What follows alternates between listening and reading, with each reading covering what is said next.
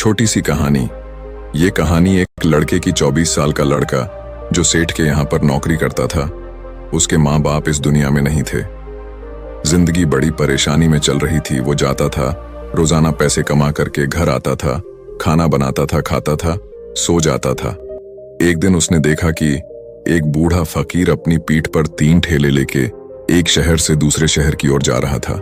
वह काफी बूढ़े भी थे और काफी देर से वह यूं ही सफर कर रहे थे और आखिरकार कुछ दूर और सफर करने के बाद वह चलते चलते थक कर एक पेड़ के नीचे बैठ गए।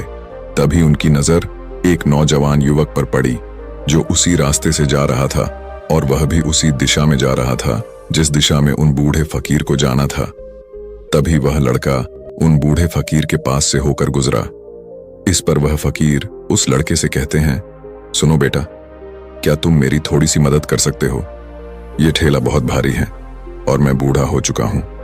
मैं ज्यादा समय तक इनका बोझ नहीं उठा सकता और मैं बहुत थक भी चुका हूं। तो क्यों ना तुम मेरे एक ठेले को ले लो और मुझे उस दूसरे गांव तक पहुंचा दो। इसके बदले में मैं तुम्हें 3 स्वर्ण मुद्राएं दूंगा। वह लड़का उन फकीर की सारी बातें सुनता है और उन फकीर से कहता है, कोई बात नहीं बाबा, मैं आपकी मदद करने के लिए तैयार हूं। कहिए आपको कहां जाना है? ऐसा कहकर उस लड़के ने उन फकीर का एक ठेला उठा लिया और अपने कंधे पर ले लिया।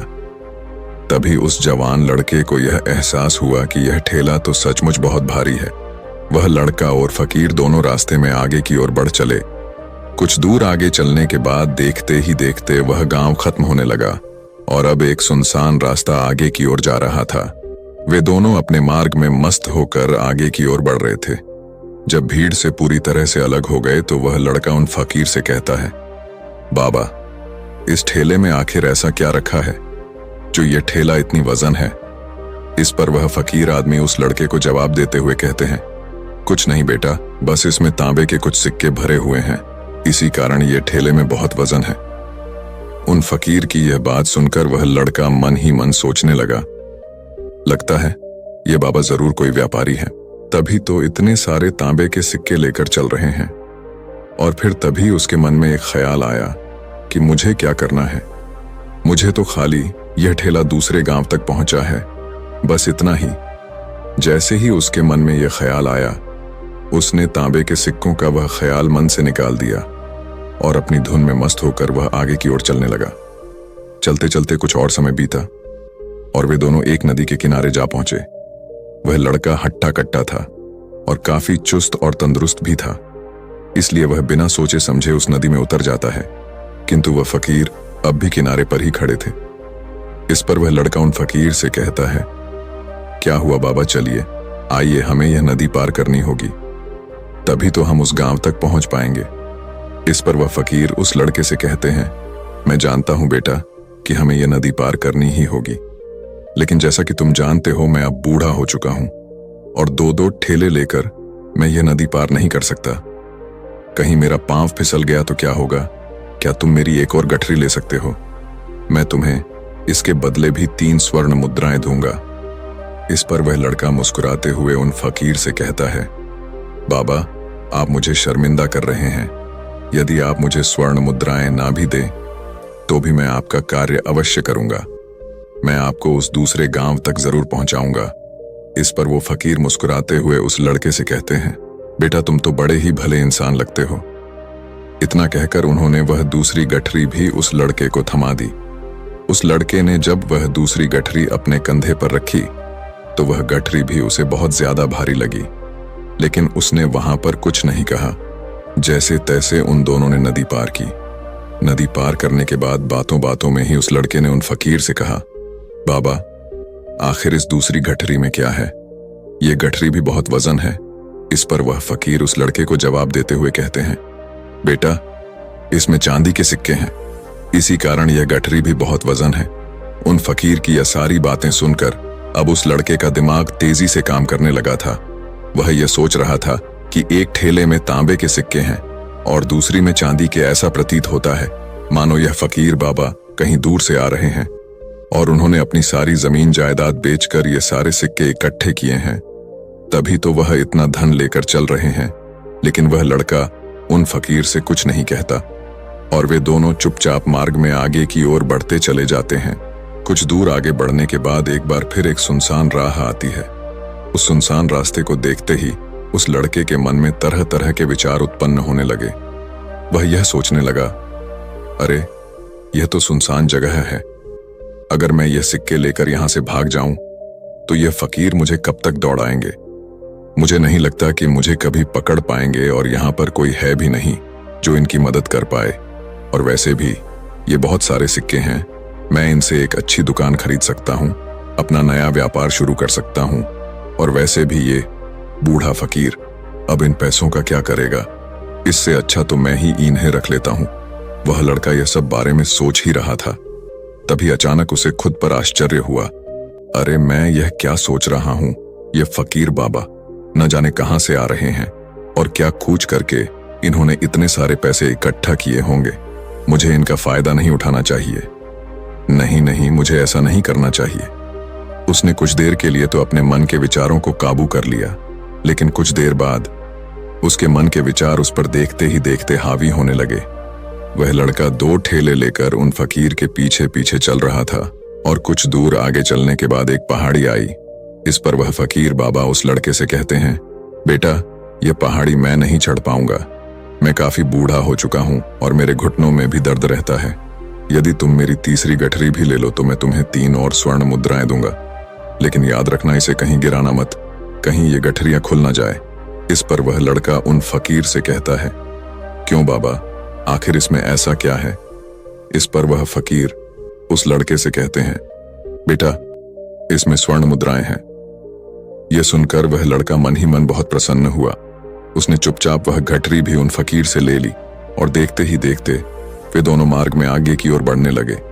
अब वह फकीर बिना कोई वजन लिए हुए आराम से पहाड़ की चढ़ाई पर चढ़ रहे थे, किंतु वह नौजवान लड़का जो पीछे था वह वजन के कारण बहुत धीरे धीरे चल पा रहा था। लेकिन जब से उसने सोने का नाम सुना था उसका मन तो छलांग मार रहा था। वह मन ही मन सोच रहा था, अगर मुझे यह सारा धन मिल जाए तो मेरा पूरा जीवन तो आराम से कट जाएगा। वैसे भी यह बाबा तो बूढ़े हो चुके हैं, भला इन्हें इतने पैसों की क्या जरूरत है, इनका जीवन तो वैसे भी कट चुका है। मैं एक काम करता हूं, यह सारे पैसे लेकर यहां से भाग जाता हूं। लड़के के मन में अनगिनत विचार उठ रहे थे। लड़के का मन अब उसकी बुद्धि पर पूरी तरह से हावी हो चुका था और उस लड़के का मन अपनी बात को सही साबित करने के लिए उससे कुछ भी कह रहा था। और तभी उस लड़के के मन में एक और विचार उत्पन्न हुआ और अब की बार वह लड़का यह सोच रहा था, लगता है यह फकीर बाबा कोई चोर है, वरना इनके पास इतनी सारे स्वर्ण मुद्राएं कहां से आएंगे। अगर ये कोई व्यापारी होते तो भला ये इस तरह से पैदल यात्रा तो नहीं करते, और अगर इनके पास इतने सारे पैसे थे तो ये कोई ना कोई साधन भी तो अवश्य कर सकते थे। लगता है ये कोई चोर है और चोर से चोरी करने में भला क्या बुराई है। ये सोचता हुआ वह लड़का अब उन फकीर से तेजी से आगे की ओर बढ़ रहा था और देखते देखते वह फकीर से आगे भी निकल चुका था। और वह यह सोच रहा था कि जैसे ही इस पहाड़ की ढलान आएगी मैं 3 गठरियां लेकर भाग जाऊंगा। इससे ये सारे पैसे मेरे हो जाएंगे और मेरी गरीबी भी हमेशा हमेशा के लिए दूर हो जाएगी। मैं जो चाहूंगा मैं वो कर पाऊंगा, मेरे पास बहुत सारा धन होगा। और देखते देखते वह दोनों पहाड़ की चोटी पर पहुंच गए और अब ढलान का रास्ता शुरू होने वाला था। तभी वह लड़का उन फकीर से नजरें बचाकर वह 3 गठरियां लेकर भागता हुआ आगे बढ़ गया। अब उसे अपना शरीर बहुत हल्का महसूस हो रहा था, मानो उसे उन 3 ठेलों का वजन तक न मालूम पड़ रहा हो। काफी दूर दौड़ते दौड़ते किसी तरह से वह अपने आप को बचते बचाते अपने घर पहुंचा। उसकी खुशी का कोई ठिकाना नहीं था। उसने सोचा, क्यों ना मैं जल्दी जल्दी इन गठरियां में से वो सारे पैसे निकाल लूं। यह सोचकर जब उसने गठरियां खोली तो पहली गठरी में उसे लोहे से जंग भरे हुए सिक्के मिले। यह देखकर उसे यकीन नहीं हुआ। इस पर उसने फटाफट दूसरी गठरी भी खोल डाली, उसमें भी उसे लोहे के जंग लगे हुए सिक्के ही निकले। यह सब देखकर वह लड़का बड़ा हैरान था। आखिर यह सब क्या हो रहा है? उन फकीर ने तो मुझसे और ही कुछ कहा था। अब उसने वह सोने वाली गठरी खोली और उसमें भी लोहे के जंग लगे हुए सिक्के ही निकले। यह देखकर वो लड़का बड़ा क्रोधित हुआ। उसने सोचा, उन फकीर ने मुझसे झूठ क्यों कहा? उन्होंने मुझसे ऐसा क्यों कहा कि एक में तांबे के सिक्के हैं, एक में चांदी के और तीसरे में स्वर्ण मुद्राएं हैं। वह यह सब सोच ही रहा था कि तभी उसकी नजर उस थैले में पड़े एक पत्र पर पड़ी। उसने वह पत्र उठाया और उस पत्र में लिखा था, यह पूरा नाटक ईमानदार व्यक्ति की खोज करने के लिए रचा गया है और मैं इस राज्य का राजा हूं। मेरी कोई संतान नहीं और इसीलिए मैंने यह षड्यंत्र रचा है ताकि मैं अपने राज्य में किसी एक ऐसे ईमानदार व्यक्ति की खोज कर सकूं जो मेरे बाद इस राज्य का राजा बन सके और इस राज्य भार को संभाल सके। और इस राज्य का भार वही संभाल सकता है जो पूरी तरह से ईमानदार हो, जिसके मन में किसी प्रकार का कोई लालच ना हो। इतना पढ़ते ही वह लड़का जोर जोर से चिल्लाने लगा। वह सर पकड़कर बैठ गया। वो यह जानता था कि यदि वह अपने मन के विचारों पर काबू कर लेता तो उसका जीवन संवर सकता है, लेकिन वह अपने मन के विचारों पर काबू नहीं कर पाया। दोस्तों, महात्मा बुद्ध कहते हैं कि मन ही सब कुछ है। आप जो सोचते हैं वही बनते हैं। इसलिए आपका सबसे बड़ा दुश्मन भी आपको उतना नुकसान नहीं पहुंचा सकता जितना कि आपके मन के यह अनियंत्रित विचार पहुंचा सकते हैं।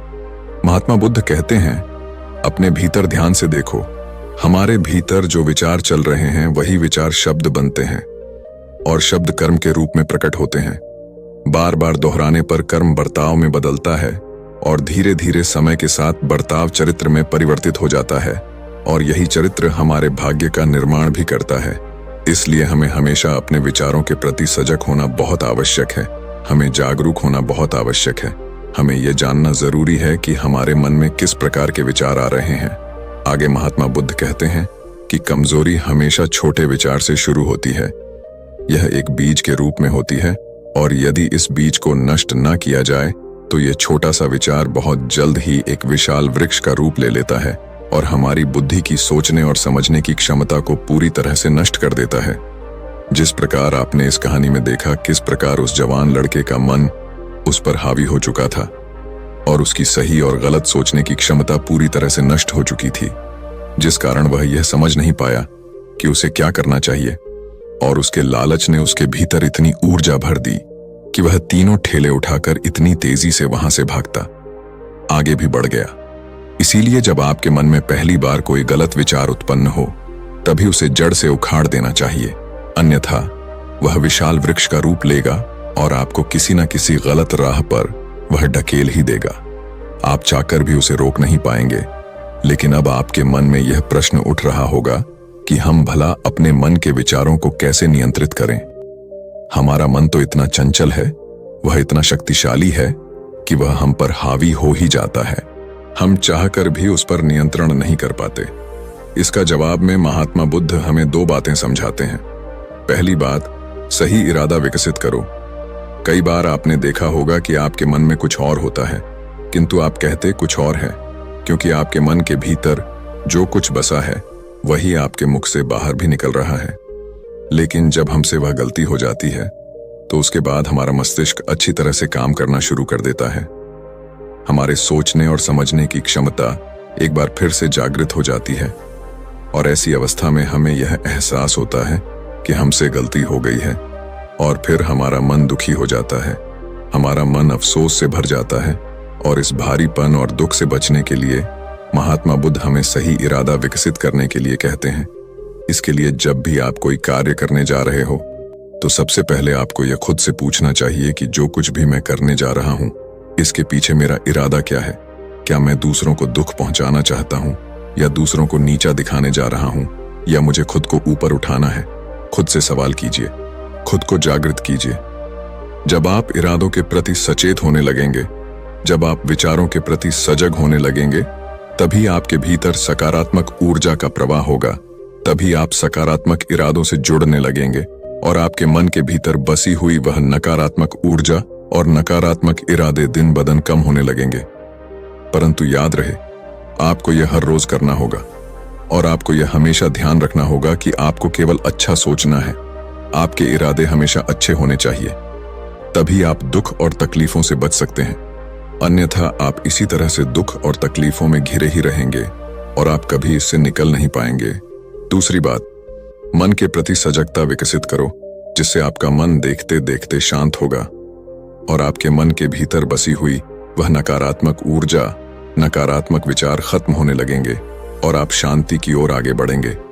और आपको इसके लिए बस इतना ही करना है कि इस पल में जो कुछ भी हो रहा है, आपकी आंखों के सामने आपके भीतर जो कुछ भी जैसा भी चल रहा है, बस उसे देखते रहना है। अपने मन के अच्छे बुरे विचार, अपनी भावनाएं और अपनी यादों पर बिना प्रतिक्रिया दिए उन्हें केवल देखते रहना है, जिससे आपके मन के सारे विचार देखते ही देखते खत्म होने लगेंगे। आपका मन खाली होने लगेगा और आप नकारात्मक विचारों से न सोच से बच सकते हैं और आप इन दुख और तकलीफों से भी दूर रह सकते हैं। इसीलिए महात्मा बुद्ध कहते हैं, जो स्वयं को देखता है वही सबसे बड़ा तपस्वी है। अर्थात जो अपने मन में चल रहे उन विचारों को बिना प्रतिक्रिया दिए हुए केवल देखता है और उन पर कोई भी प्रतिक्रिया नहीं करता, बस उन्हें देखता और समझता है, वास्तविकता में वही मन पर नियंत्रण भी कर सकता है और वही अपना जीवन सुखी और खुशहाली तौर पर जी सकता है। इसलिए यदि आप भी अपने जीवन को सुखी और खुशहाल बनाना चाहते हैं तो आपको सबसे पहले अपने मन पर नियंत्रण साधना ही होगा, अपने मन को खाली करना ही होगा, अपने मन के विचारों के प्रति आपको सजग होना ही होगा। दोस्तों, उम्मीद है कि आपने आज की इस वीडियो से जरूर कुछ ना कुछ सीखा होगा, तो इस वीडियो को लाइक और अपने दोस्तों के साथ शेयर भी जरूर